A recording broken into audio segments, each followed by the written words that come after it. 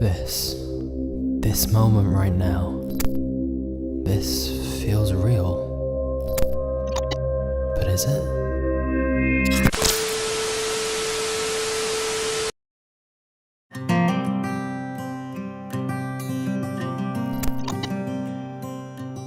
They are the fake, disgusting news.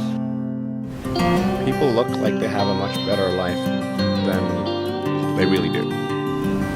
We can't reliably distinguish true memories from false memories.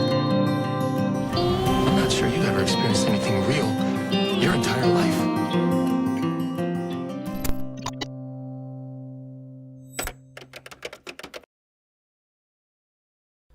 There's a famous quote that says a lie gets halfway around the world before the truth has a chance to get its pants on. This quote is widely attributed to Winston Churchill, which is a lie, ironically. There's no evidence he ever said that. But it seems the quote itself has some truth, as an MIT study found fake news spread 6 times faster than true news. And online in particular, where anyone can post anything with virtually no consequences, it's no wonder that the media we consume is infested with lies. However, the actual term fake news is believed to have originated in just 2016 from a small town in Macedonia, where teenagers were creating websites that claimed to be news sources, but were actually just filled with fabricated and sensationalized stories. Why? Ad revenue. The more clicks, the more money they made, and of course, it's a lot easier to get clicks when you can just make up whatever tantalizing story you want. The thing is, whilst these were just teenagers looking to make a quick buck, media conglomerates were coming to a similar realization. As printed news died out and they lost their loyal subscribers, they faced a new sea of competition online, and so the clickbait arms race began. After all, the business model of the news and the media is selling your attention to advertisers. You are the product, and they have to keep you watching, reading, clicking, keep you consumed. Their primary goal is not to deliver the most accurate news, it's to attract more attention and make more money. And it's been proven that polarizing stories perform best, so no wonder we are more divided than ever when it's in the media's best interest to manufacture fear and outrage. It is better for them that you are scared and angry. And that's just when the goal is money. What about when powerful groups plant fake news stories to deliberately pit us against each other and create a certain narrative? Or countries who plant fake stories to influence elections? It's no wonder fake news is so prevalent when there is so much money and power to be gained from manipulating us like this. And even when these false stories get debunked, the damage is already done because enough people will have already read and believed the lies, and the truth just isn't as exciting, so it doesn't spread as widely. Of course, fake news is a whole spectrum. Yes, there still are stories that are totally made up and just blatant lies and propaganda. But if we're talking about mainstream news, there's actually something more subtle going on at the other end of the spectrum that's perhaps even more worrying.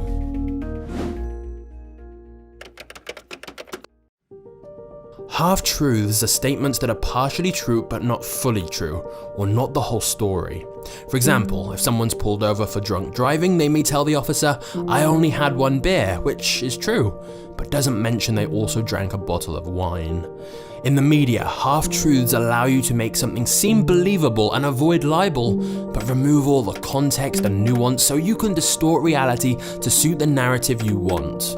And so this is why 2 news stations can talk about the same issue but have such wildly different arguments. You're always just seeing a carefully constructed snapshot of what someone wants you to see, never the full picture with all the details.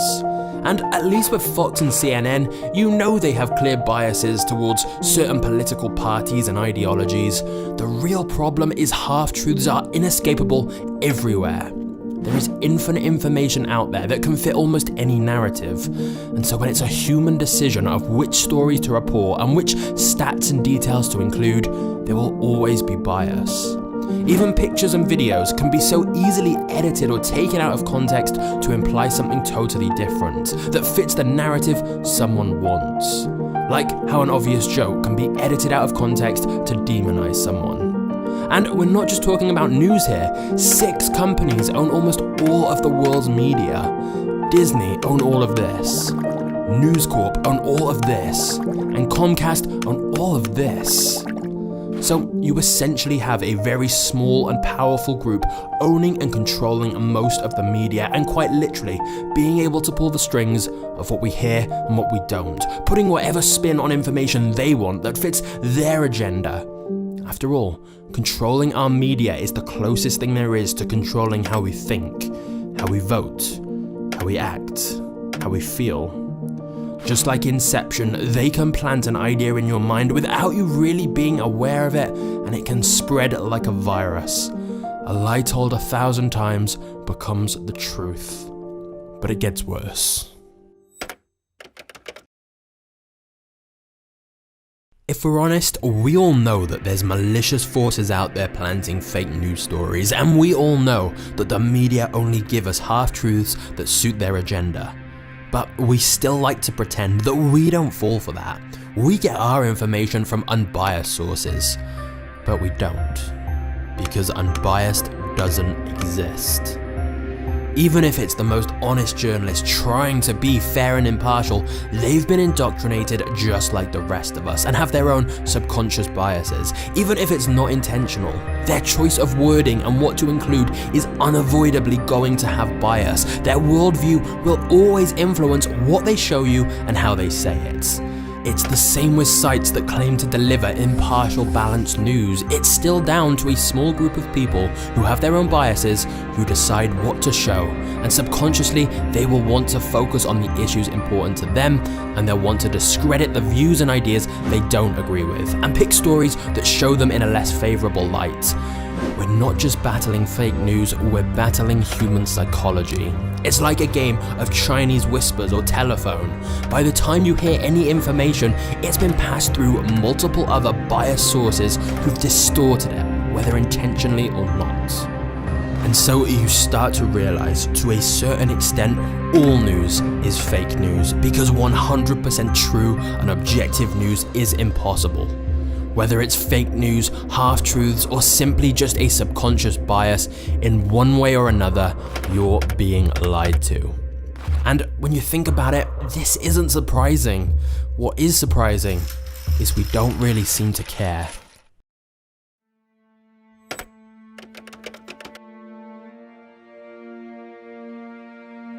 Confirmation bias is the tendency to process information in a way that supports the ideas and beliefs we already have. In other words, we want our worldview to make sense, and so we instinctively seek out and believe the information that aligns with our views, and disregard the rest. And this is just one of many cognitive biases we all have that makes us care less about the accuracy of information and care more about us being right. It's why two people will hear the same information and both will interpret it to fit their current beliefs. For example, two people with opposing views can hear about a mass shooting, and the one who believes in tighter gun control will see it as evidence of why their opinion is right, and the one who believes civilians need guns to defend against attackers will see it as evidence of why their opinion is right. Or another example is how if you hear something bad about someone you don't like, you believe it immediately, whereas if it's something bad about someone you do like, you are much more skeptical of it. Biases like these are why nobody ever really changes their opinion in a debate or argument. They just become even more entrenched in their original views. Our minds simplify things to try and make sense of the world, and just like with the media, accuracy is not the priority. Even our own memories can't be trusted. Our minds want to fill in the gaps, which leads us to inventing or removing details without being aware of it, which is why two people can remember the same story differently. We think of our brain like a database, but it's not. It looks for patterns and generalizations, and rather than remembering exact details, it remembers fragments of memories. So when you recall a memory, your brain is just trying to piece together some of those fragments and can easily be distorted in ways we don't even realize. Just look at the Mandela effect, where huge groups of people remembered Nelson Mandela dying in prison in the 80s, even though he didn't die until 2013. Same way that one of the most iconic lines in film is remembered as, "Luke, I am your father," when it was actually, "No, I am your father. Both collectively and individually, our memories fail us constantly. And as if that wasn't bad enough, then something came along that made the truth even harder to decipher.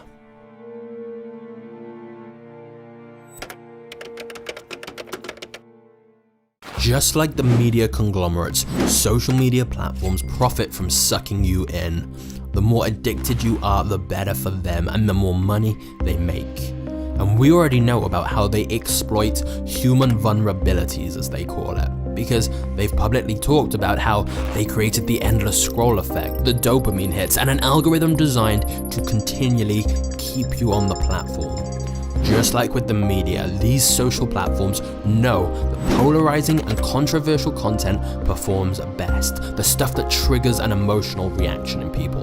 Reliability is not a factor the algorithm cares about. And this helps fuel the huge divide between us all. Everyone's feed is different and tailored to them and their beliefs. You essentially get put in an echo chamber that shows you the articles that align with your views and articles that dismiss the alternatives. And because these social platforms are tracking everything you click, read, and see, the algorithm very quickly learns exactly how to keep you there longer, which in turn makes you become more and more entrenched in your beliefs, leaving you to wonder, how can the other side be so stupid? How are they not seeing the information I'm seeing? But they're often not being shown it.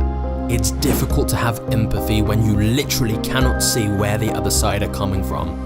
We all think we're smarter than average, so most people are wrong. The reality is that it's easier to believe that we're on the smart side and that the others who disagree with us must be idiots, when often we're just consuming different media and none of us are seeing the full picture. In fact, some scholars have argued that because there's so many media sources to choose from, we now have selective exposure and can just follow the sources that align with the views we want to hear, which may be why the divide between the right and left grows wider and why there's a reported increase in extremist views. This is only compounded by the fact that social media is designed for sound bites, not details. We are living in an age where information is distilled into 280 characters or less, and where most people just read the exaggerated headlines anyway. And whilst it's easy to blame the media, blame the platforms, at some point we have to blame ourselves too. The reason fake news spreads so fast on social media is because we share it without questioning how valid or true it really is. If it aligns with our views, we rarely question the bias or lack of context it may have. After all, the world is incredibly complicated and almost every issue is nuanced and intricate, so we simplify things to such basic two-dimensional versions. We pretend things are more black and white than they ever are. We look to tear down or ignore people with opposing views, not to try and understand where they're coming from. And then we contribute to the fakeness further by presenting our own lives to look the way we want them to look rather than reality. We fill our social media with filtered photos and fake friends until the sites that promise to connect the world have left us more disconnected than ever. It's hardly surprising certain influencers exploit this concept for profit by showing you a glimpse of their seemingly perfect life so that you buy the products they allegedly recommend. It's only when you start to look deeper does the illusion start to crumble. In fact, when you start to question what's actually real, everything starts to unravel.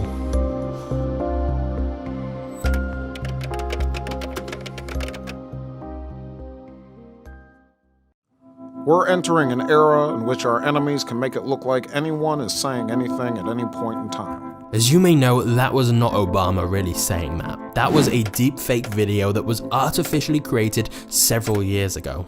So just imagine how accurate this technology will be in a few more years, when video can be created depicting anyone saying or doing anything without their consent, and it will be entirely indistinguishable from the real thing. It won't be long until recordings won't be considered evidence in a court of law. So again, you start to question, what can we trust? How about documentaries? The very definition of a documentary is to provide a factual report on a particular subject.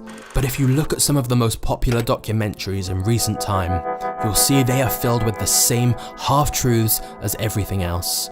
They need views to be successful, and what better way to get views than making them as sensationalized as possible? Yes, they may still have a lot of truth in them, but they're still never going to give you a full, balanced perspective. They're still designed to grab your attention and create an emotional response.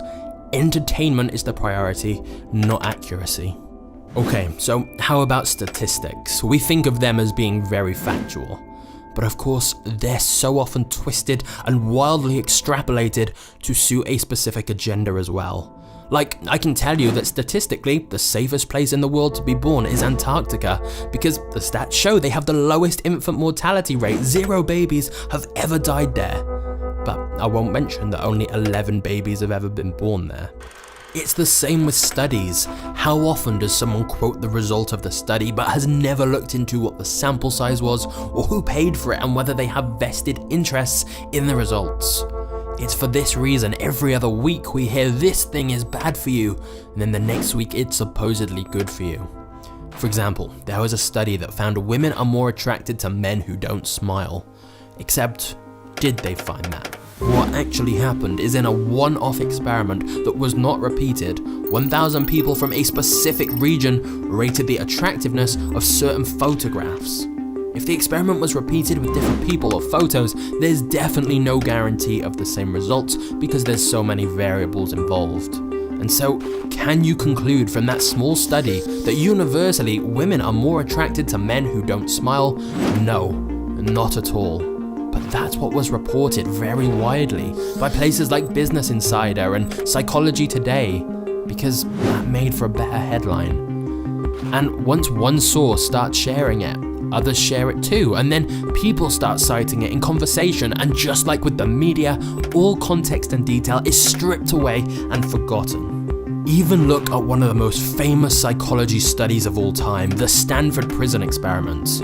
This was where participants were assigned roles as either inmates or guards in a mock prison. And soon after beginning, the guards started mistreating the prisoners, with the researchers concluding that throwing innocent people into a situation of power will lead them to abuse it. This is taught in schools and universities, documentaries, there's even a movie about it. But it was all a sham. There's audio showing that the guards were told to act so rough, and one of the prisoners has even admitted that he faked a breakdown because he wanted to leave early for an exam and thought that's what the researchers wanted to see. So it's no surprise this experiment's been repeated several times, but the results never matched, and yet it's often quoted as fact. And so again we get to the real heart of the problem, which is that just like the media or even our own memories, there's greater incentive to twist things to fit the narrative you want. Because if the experiment doesn't show something new and exciting, there's no story, and it's not going to help your career. So there is every incentive to make the results more interesting and exciting, not accurate. But here's the thing. If we're saying we can't trust videos and documentaries, we can't trust stats and studies, suddenly you really do have to start questioning everything. Quotes, almost all wrongly attributed to a small group of famous people. Reviews, it's estimated well over half are totally fake to help sell more products. YouTube, the highest ranked videos are the ones who are best at search engine optimization, not the ones who are most accurate. Wikipedia, literally editable by anyone. Money isn't real. If we all stop believing that this paper or those digits on a screen meant anything, then they wouldn't. Our senses, I can tell you this is orange, but we could be seeing two totally different things. Our choices, based on emotion and cognitive biases, not logic. Our feelings, manipulated constantly by the media and advertisers. Our reality. This is where things start to get really worrying.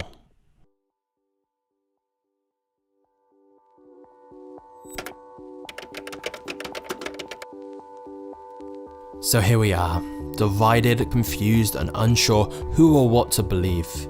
It's clear that almost everything has some bias, even if not intentional, which leads to beliefs that we never actually stop to question. For example, there are about 10,000 religions worldwide, and yet almost everyone follows the one they were born into.